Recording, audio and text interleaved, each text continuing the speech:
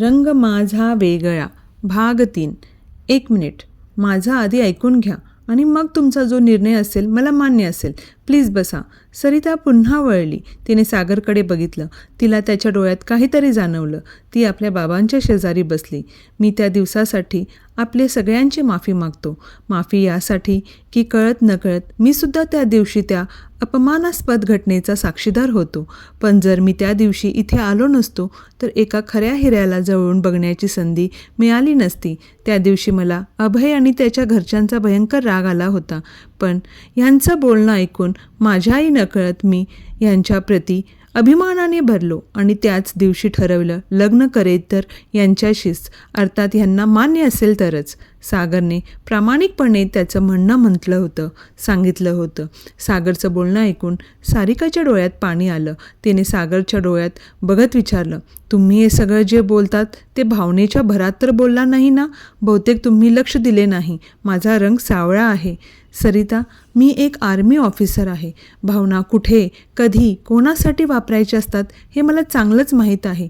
ट्रेनिंगमध्ये सगळ्यात पहिल्यांदा आम्हाला हेच शिकवलं जातं की भावनेच्या भरात कुठलाही निर्णय घ्यायचा नाही. आणि दुसरी गोष्ट, बहुतेक लक्ष देऊन बघितलं नाही. माझ्या आईचा रंगसुद्धा सावळाच आहे आणि मी ह्या माऊलीचा मुलगा आहे याचा मला अभिमान आहे.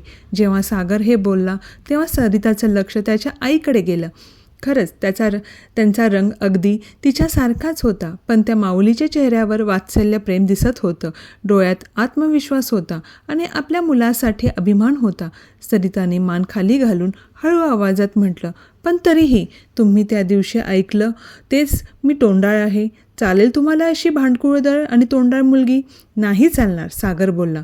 सरिताने पटकन वर बघितलं. तिच्या चेहऱ्यावर आश्चर्य दिसत होतं. सागरच्या चेहऱ्यावर हसू आलं. तो पुन्हा बोलला, हो खरं तेच सांगतोय.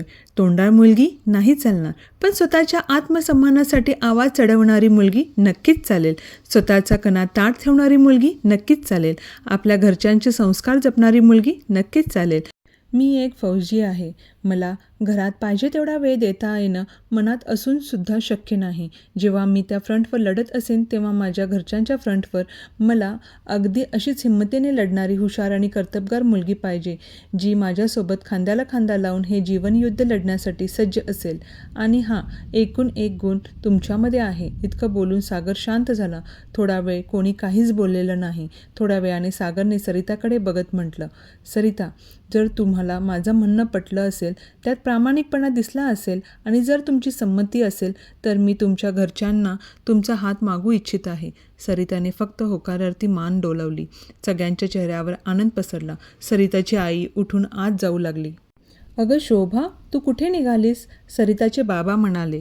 आलेच मी, जरा देवापुढे साखर ठेवून येते. सागर आणि सरिताचं लग्न झालं. अगदी सोप्या पद्धतीने, साधेपणाने दोघांनी एकमेकांना आपलं मानलं.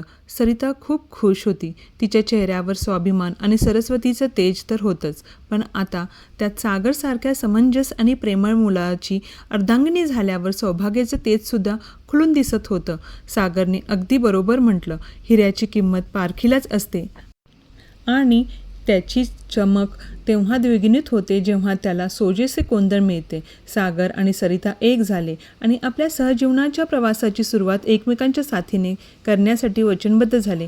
आज सारिकाचा रंग काही वेगळाच दिसत होता. आता ते दोघं सुखाचा संसार करू लागले.